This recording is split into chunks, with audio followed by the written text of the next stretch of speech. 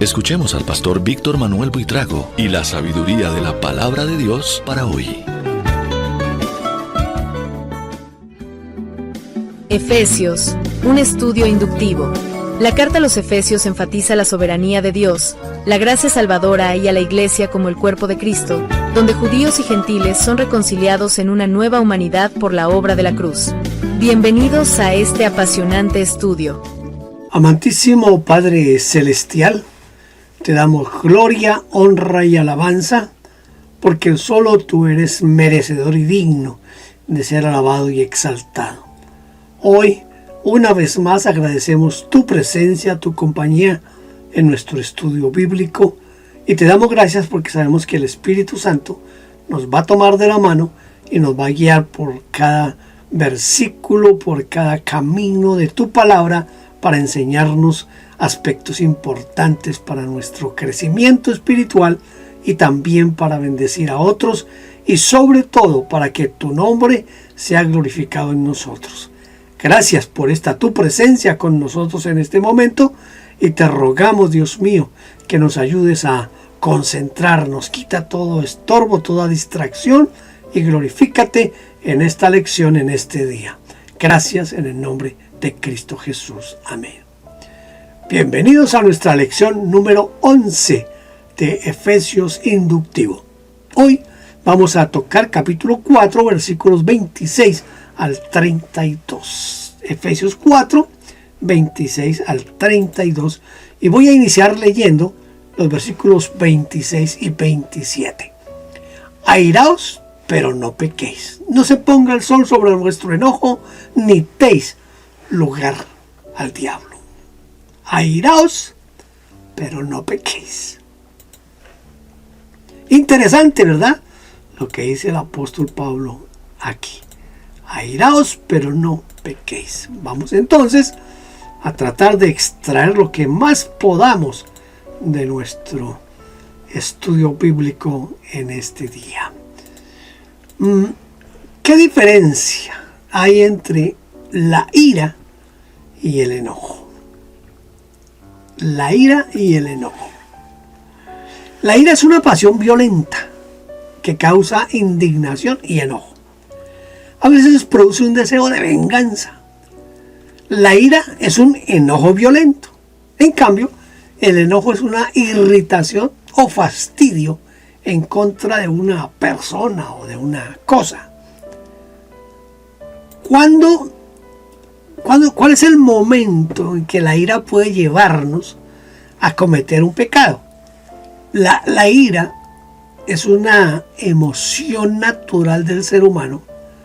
Por eso Pablo dice, airaos, es decir, da permiso o aprueba la ira, pero cuando ésta se sale de control y se expresa en malas palabras, en insultos denigrantes o en agresiones físicas, se convierte en pecado.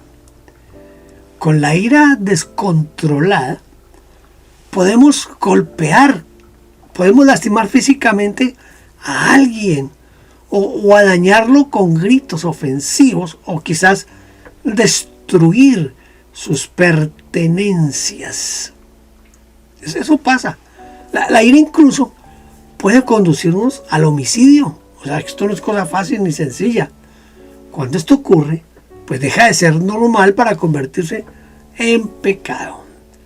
Debido a este peligro, Pablo nos advierte, airaos, pero no pequéis. ¿Cómo podemos manejar nuestro enojo?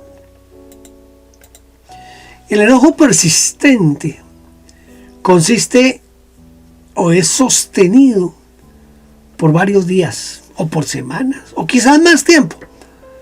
Puede afectarnos tanto física como mentalmente. Por eso dice, no se ponga el sol sobre vuestro enojo. Porque cuando nos enojamos aumenta nuestra presión arterial. ¿Sabían eso? Se aceleran los latidos de nuestro corazón y aumentan los niveles de adrenalina. Y si los reprimimos, Es decir, eso es aquel dicho de que la procesión va por dentro. El enojo se expresará con depresión, con alergias, con enfermedades estomacales e intestinales. A veces hay personas que tienen problemas en su piel, le sale sarpullido, le sale enrojecimiento, algunos se brotan. Todo esto es lo que a veces viene por tener la ira reprimida. Para manejar el enojo, debemos cambiar nuestros pensamientos negativos por pensamientos positivos, ¿no? Quizás podemos repetir lentamente, con cuidado, con paciencia y tratando de encontrar el verdadero sentido a Filipenses 4:8. También ayuda salir a caminar o correr. Buscar la ayuda de Dios por medio de la oración. También perdonar unilateralmente. Es decir, yo perdono al otro, aunque el otro ni se dio cuenta del mal que me hizo. Quizás si yo respiro hondo y profundamente, puedo como controlar un poco el enojo. Pero, sobre todo, cortar con el enojo es una decisión de la voluntad. Si uno sigue enojado, mire, sencillamente es porque quiere seguir enojado. No hay otra razón. ¿Qué sería en este contexto dar lugar al diablo? La palabra diablo, que se refiere a Satanás desde luego o al demonio, significa también el que traspasa o el transgresor, el que cruza la línea de la ley de Dios. El peligro del enojo no es solamente abrir la puerta para la acción de un mal espíritu en nosotros, sino también que traspasemos los límites de Dios utilizando al enojo como una herramienta de manipulación. Por ejemplo, escucha esto es bien interesante. Mostrarnos enojados para no hacernos responsables de algo.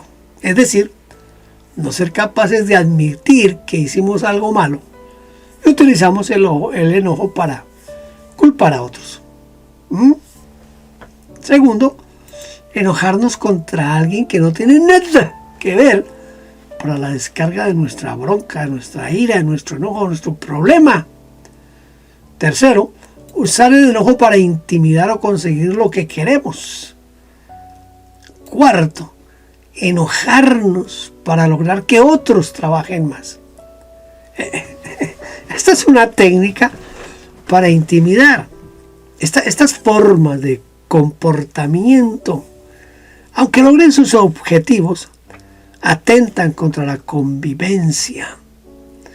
Pueden dañar a nuestra familia, pueden dañar la iglesia. Y si dañamos, hemos dado lugar al diablo. Al diablo le hemos dado lugar cuando hacemos todas estas cosas. Efesios 4:28. El que hurtaba, no hurte más, sino trabaje, haciendo con sus manos lo que es bueno para que tenga que compartir con los que padecen necesidad. Ya no roben más. A veces yo pienso cuando leo estos textos bíblicos, pienso en esa posibilidad de un cristiano que todavía sigue robando, pero que los hay, ¿verdad? ¿Cuál es la excusa de los que roban? Al parecer, bueno, esto depende de muchas cosas, ¿no? Algunos miembros de la iglesia de allá de Éfeso, ¿no? Cuando Pablo escribe la carta, parece que algunos miembros de la iglesia no se habían despojado del viejo hombre. Es decir, de algunas costumbres que tenían antes de convertirse y seguían robando. Pero lo hacían pensando que estaban bien si era con un noble propósito. Y que robar a los ricos para dar a los pobres al estilo de Robin Hood, pues era una buena acción. Pero estaban quebrantando el mandamiento de Dios que dice, no robarás. No robarás. Por eso Pablo les insta a dejar de robar. Incluso con la excusa de ayudar a los pobres. Que ayuden de otra manera. ¿Por qué tiene que ser robando? Dice que trabajen. ¿Quiere ayudar a los pobres? Trabaje el doble. Primero para ellos mismos y sus familias y luego para los más necesitados. Por eso la palabra trabajo que emplea aquí significa trabajar arduamente, fatigarse, cansarse. El apóstol Pablo podría haber escrito solamente el que hurtaba no hurte más, pero no, él añadió el ladrón que no robe más, mejor que será que se fatigue trabajando honradamente con sus propias manos para poder repartir con el que necesita. Esto dice la Nueva Biblia Española.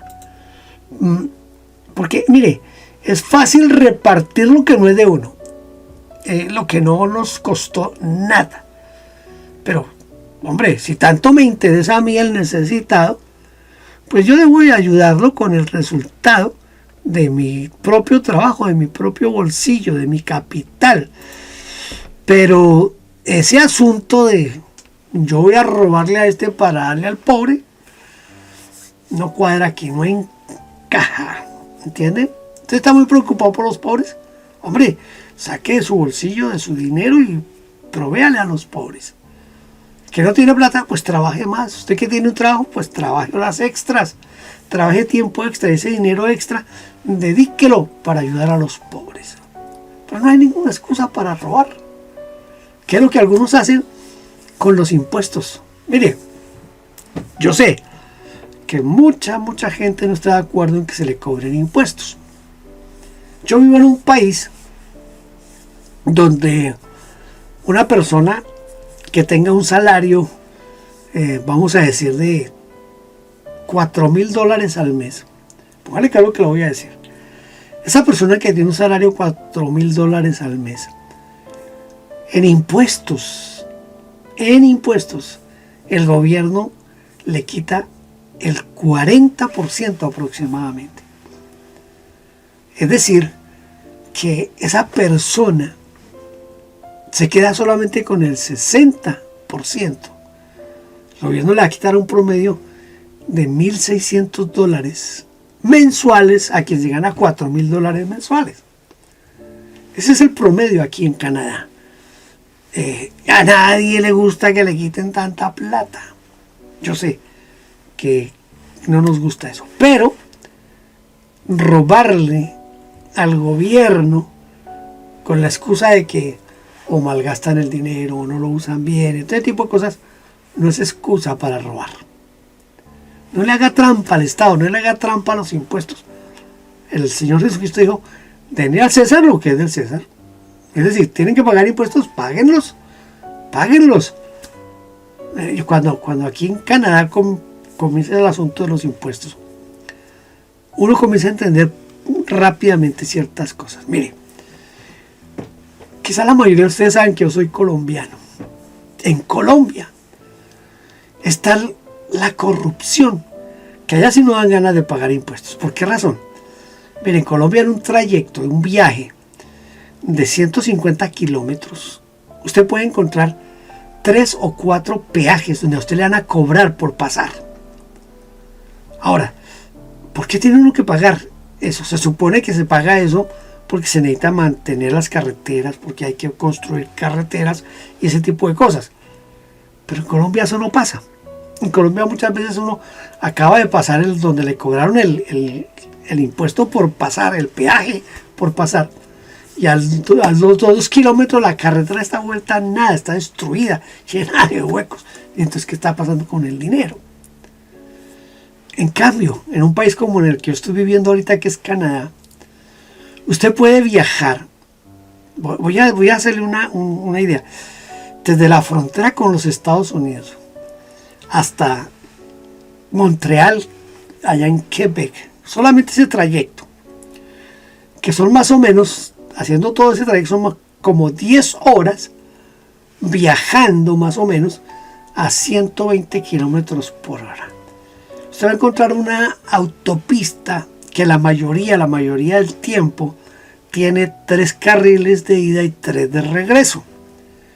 Usted no encuentra un hueco en ninguna parte, ningún tipo de hueco, ni pequeñito, mucho menos huecos grandes. Pero usted no paga un solo peaje en todo ese trayecto de 10 horas de viaje a 120 kilómetros por hora. Haga la cuenta cuántos kilómetros más o menos. Son como 1200 kilómetros de distancia entre la frontera con Montreal, con Quebec. Y usted no paga un solo impuesto, un solo peaje, pero la carretera está 1A.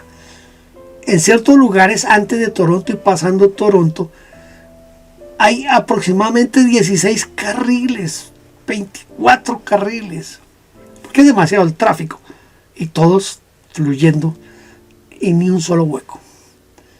Entonces ahí uno dice, bueno, valió la pena pagar mis impuestos. Usted va aquí al médico y usted no paga absolutamente nada. El médico le dice, tiene que hacerse estos exámenes de sangre, o tiene que hacerse esta radiografía, o tiene que hacer... Usted va al laboratorio y le hacen los exámenes, usted no paga nada. Usted llega al hospital y el hospital dice a usted que operarlo de esto, de aquello, le hacen la cita, le hacen la cirugía, le dan la medicina, todo ahí mientras usted esté en el hospital, usted no paga nada, ni un peso. Entonces uno dice, no, sí se justifica pagar los impuestos. En la escuela usted no paga absolutamente nada por sus hijos. Ellos estudian completamente gratis. En cada escuela, cada niño tiene un computador de esos modernos, ¿no? Esos que llaman notebook. Es decir, no es un computador grande, no, pero es lo que ellos necesitan para hacer sus clases en la escuela, y todos tienen su computador y lo da la escuela y no pagamos nada. Cuando llegan a ciertos grados les dan también la calculadora que llaman científica, no pagamos nada. ¿Sí entiende? Uno paga los impuestos y sabe que los impuestos se están invirtiendo. Ahora, que los inviertan mal no es excusa para robar los impuestos. El que robaba, ya no robe más, dice el apóstol Pablo. ¿Entendido? Versículo 29. Ninguna palabra corrompida salga de vuestra boca, sino la que sea buena para la necesaria edificación, a fin de dar gracia a los oyentes.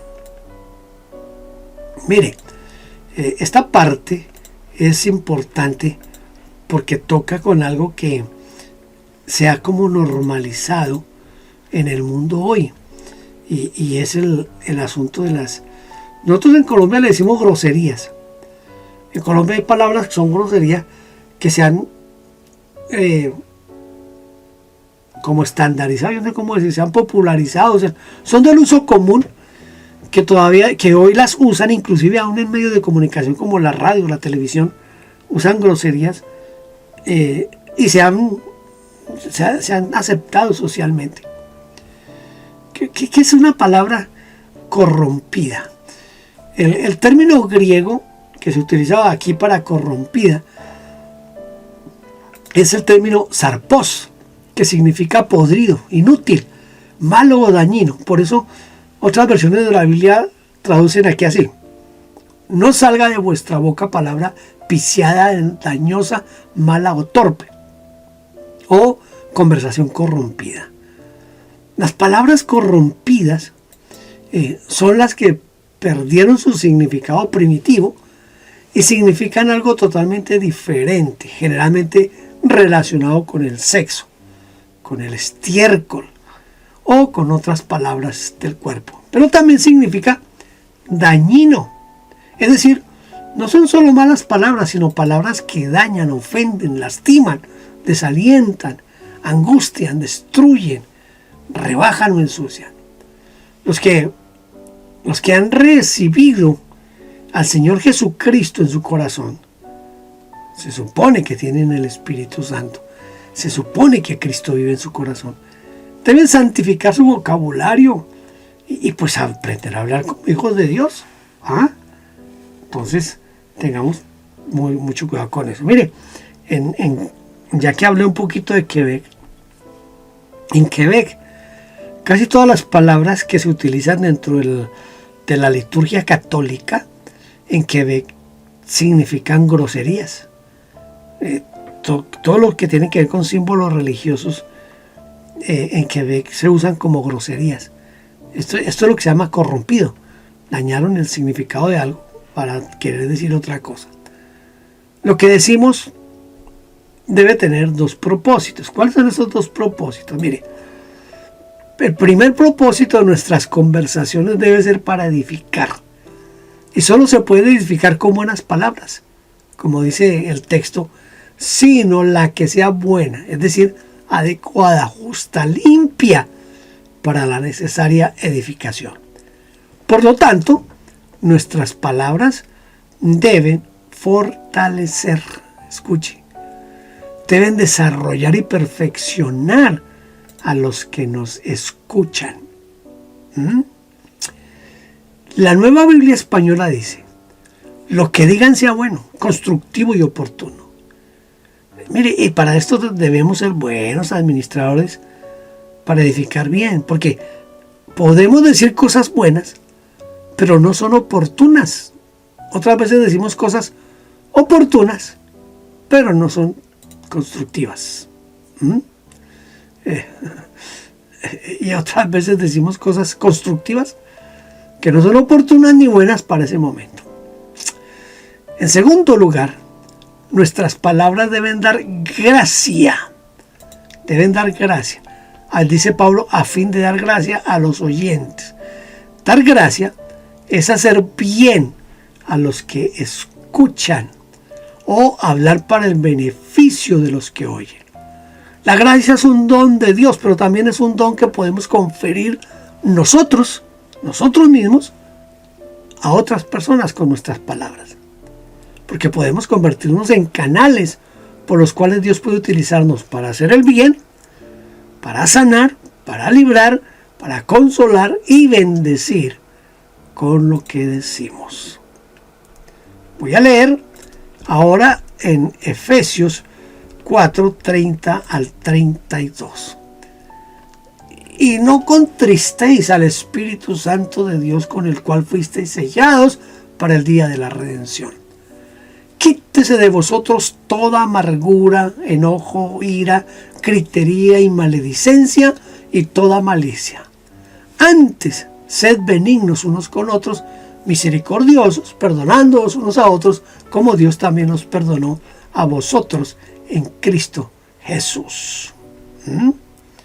Aquí viene una parte que deberíamos de tomar más tiempo para examinarla, pero pues no vamos a tener aquí todo el tiempo para hacerlo, pero vale la pena que lo miremos. ¿Qué significa contristar? En este caso al Espíritu Santo, ¿no? En el día que recibimos a Cristo, el Espíritu Santo entró en nuestra vida. Todos los que han aceptado a Cristo Jesús como Señor y Salvador tienen el Espíritu Santo. Entonces, contristar es una palabra que viene del latín, que significa afligir, entristecer, apenar, apesadumbrar. En el griego tiene también el significado de agraviar, disgustar e irritar. ¿Para qué fuimos sellados con el Espíritu Santo? El día en que nosotros recibimos a Cristo en nuestro corazón, fuimos sellados con el Espíritu Santo para el día de la redención. El texto puede traducirse de la siguiente manera: y no aflijan al Espíritu Santo de Dios, por medio del cual fuisteis apartados como un sello para el día de la liberación. El Espíritu Santo de Dios, escuche, el Espíritu Santo de Dios se acercó a nosotros el día que creímos y, tomando el sello celestial, estampó en nuestra frente, en nuestro corazón, en nuestra alma, en todo nuestro ser, esa marca de propiedad para indicar que a partir de ese momento pertenecemos solamente a Dios. Importante e interesante esta parte. Fuimos comprados por precio. ¿Ah? Fuimos comprados por precio y ya no nos pertenecemos a nosotros mismos ni a nadie más. Somos de propiedad exclusiva de Dios. Mientras estamos en el mundo, nos mezclamos con mucha gente. Algunos están sellados y otros no. Parecemos iguales hasta el día del gran día del juicio de Dios. Y en ese día es cuando Dios va a separar a los que están sellados por el Espíritu Santo para la redención y los que no están sellados para la condenación. El que sella es el Espíritu Santo. Pero no solamente sella, sino que permanece con nosotros. Por eso no debemos entristecerle. El Espíritu Santo es una persona que se pone triste, que se aflige. Sí, se aflige cuando nuestra conducta no es buena. Pero se alegra cuando hacemos la voluntad de Dios. Eso está interesante. ¿Qué cosas son las que entristecen? ¿O cuáles son las que alegran al Espíritu Santo de Dios? Como nuestro cuerpo es templo del Espíritu Santo, y dado que Él habita en nosotros, es sensible a nuestro comportamiento. Primero, el Espíritu Santo se entristece y se aflige cuando estamos amargados. Por eso, después de decirnos con tristeza, el Espíritu Santo añade: quítese de vosotros toda amargura. El profeta Oseas escribió: Efraín ha provocado a Dios con amarguras. Esto dice Oseas 12:14. Las personas amargas exasperan a Dios. Segundo, el Espíritu Santo se entristece cuando estamos enojados o airados. Quítese de vosotros todo enojo, toda ira. La rabia, la bronca, la ira. Santiago dice que la ira del hombre no obra la justicia de Dios. Esto dice Santiago 1:20. Tercero, el Espíritu Santo se entristece cuando nos gritamos. Quítese toda gritería. La gritería es confusión. Es una confusión de voces altas y destempladas. El que grita para no escuchar o para imponerse sobre otro está afligiendo a Dios y al Espíritu Santo. Cuarto, el Espíritu Santo se entristece cuando hablamos mal o blasfemamos. O también cuando calumniamos, cuando difamamos, cuando insultamos. La blasfemia es un pecado grave. En Levítico 24:16 dice: el que blasfemare el nombre de Jehová ha de ser muerto. Toda la congregación lo apedreará, así el extranjero como el natural, si blasfemare el nombre de Dios, pues que muera, ¿verdad? El Espíritu Santo se entristece cuando tenemos maldad o malicia. Nuestros malos o malvados pensamientos afligen al Espíritu Santo de Dios que está en nosotros. Ahora, en segundo lugar, el Espíritu Santo se alegra cuando nos mostramos bondadosos unos a otros. Ser bondadoso o bueno significa también fácil de llevar. Segundo, el Espíritu Santo se alegra cuando somos compasivos, misericordiosos unos con otros. Ser compasivo es tener un buen corazón. Y tercero, el Espíritu Santo se alegra cuando nos perdonamos o nos entregamos o cancelamos las deudas unos a otros. Perdonémonos unos a otros. Llegó el momento de aprender nuestro texto bíblico de memoria. Está un poquito largo, no mucho, pero sí un poquito largo. Efesios 30 al 32. Y no contristéis al Espíritu Santo de Dios, con el cual fuisteis sellados para el día de la redención. Quítese de vosotros toda amargura, enojo, ira, gritería y maledicencia y toda malicia. Antes, en vez de ser benignos, unos con otros, misericordiosos, perdonándoos unos a otros, como Dios también los perdonó a vosotros en Cristo. Efesios 4:30 al 32. Muy bien, hemos llegado al final de nuestro estudio de la lección 11. Y no se olvide, no contristéis al Espíritu Santo de Dios, con el cual fuiste sellados. ¿Para cuándo? Para el día de la redención. Quítense de vosotros toda amargura, todo enojo, toda ira, gritería y maledicencia y toda malicia. Antes, en lugar de todo eso, seamos benignos unos con otros, misericordiosos, perdonémonos unos a otros, así como Dios lo perdonó a usted, como Dios me perdonó a mí, yo debo perdonar a los demás. ¿Qué tal mi paráfrasis de Efesios 4:30 al 32? La idea es que aprendamos, ¿verdad? Gracias por haber estado conmigo aquí en esta lección número 11 de Efesios Inductivo. Espero que nos podamos ver en la lección número 12. Hasta entonces, que Dios le bendiga. Gracias por vernos. No olvide suscribirse y tocar la campanita. Toda la gloria sea para Dios.